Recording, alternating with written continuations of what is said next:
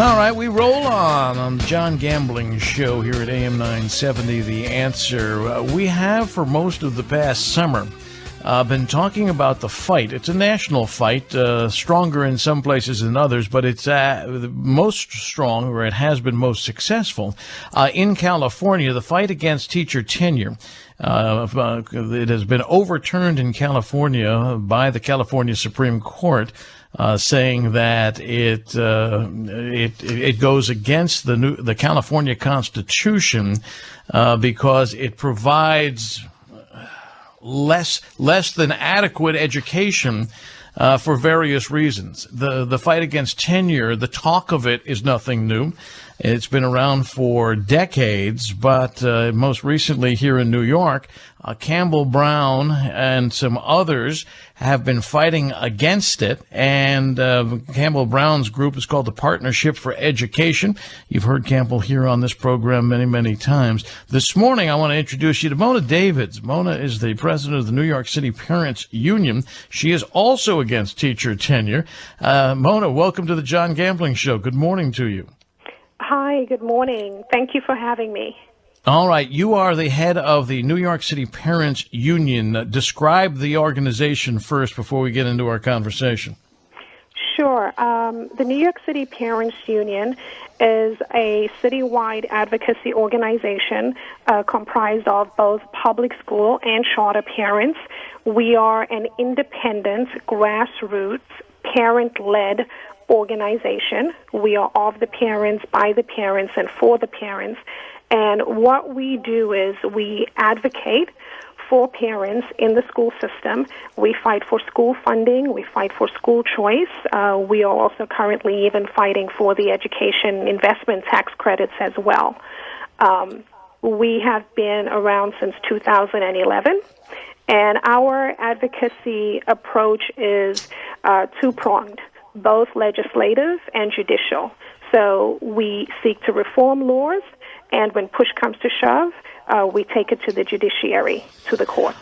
All right. So I am very much against tenure. I think tenure, it maybe had a place once long ago and far away, but it doesn't any longer. And I think it shortchanges our students, our children, year in and year out. Is that a position that you advocate for, right?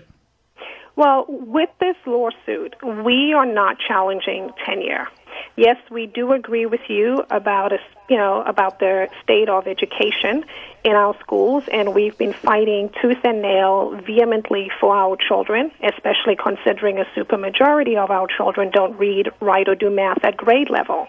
However, New York State is very different to California.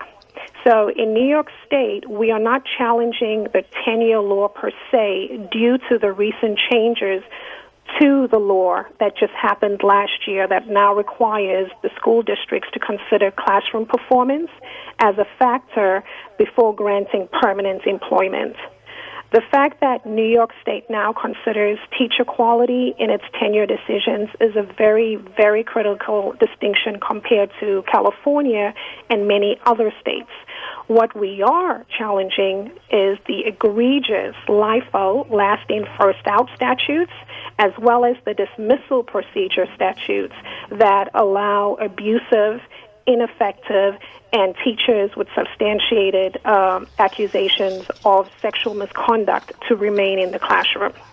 Well, only the union can possibly defend all of that, as they do, and I'm glad that you're against that. Now, let me ask you this question about you're not fighting the tenure because of what you just explained. Performance is actually part of the tenure decision-making process. As you have pointed out and know better than most probably, the performance of the New York State school system is less than, it's an embarrassment is what it is. When you look at the numbers and the capabilities of students doing grade level, graduating from the high schools with the inability of performing future either work or college level exams and performances. And yet the state of New York just released a couple of weeks ago the fact that the teachers of New York State all passed with flying colors. I think 1% were underperforming, and the rest were all perfect. I mean, that drives you crazy. Drives me crazy. No, absolutely. It does drive us crazy, and it's clearly not accurate because, again, we can see just in New York City where we have over 70% of our children not reading, writing, or doing math at grade level. So obviously there's a problem with the system. One of the things that we are looking at, and I think also Chancellor Farina is now talking about, is that the principals, a lot of this, the onus is on the principals. We need to hold the principals accountable when it comes to doing these evaluations. This year will be the first year where New York City is going to be complying with the new teacher evaluation law. So clearly, the problem. Mona, I'm sorry for interrupting, but I got a time issue, as I always do. So my apologies up front on this. But the principal, you're right. The onus should be on the principals, but the principals aren't motivated to truly evaluate their teachers because it will reflect on them. This is a conflict of interest. It's the dog chasing its tail. And that's why we're where we are now. John, this is why we are in the courts. This is why we will be soon introducing legislation to reform these laws, because clearly the adults are not putting our children's interests first. And that's one of the reasons why we started the Parents Union, because everyone else in the school system is looking out for their interests while we're facing a crisis of epic proportions. Our children are not ready to compete in a global economy. Our children's futures are destroyed, and they need to be held accountable. The system needs to change.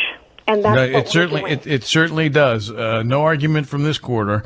But I don't know how you're going to do it when the politicians at the same time, and I will group every single person that has anything to do with the educational system into the same boat, even people that I'm a supporter of and consider friends that are actually in the upper echelon in Albany and in New York City.